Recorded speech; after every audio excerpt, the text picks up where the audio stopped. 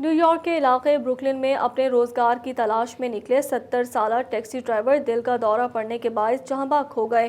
مرحوم کی میت تدفین کے لیے پاکستان روانہ کر دی گئی ہے۔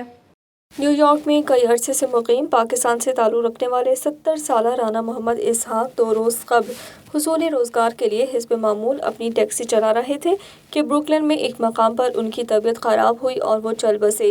کئی گھنٹوں تک کسی کو معلوم بھی نہ ہوا کہ ٹیکسی ڈرائیور کی روح پرواز کر گئی ہے۔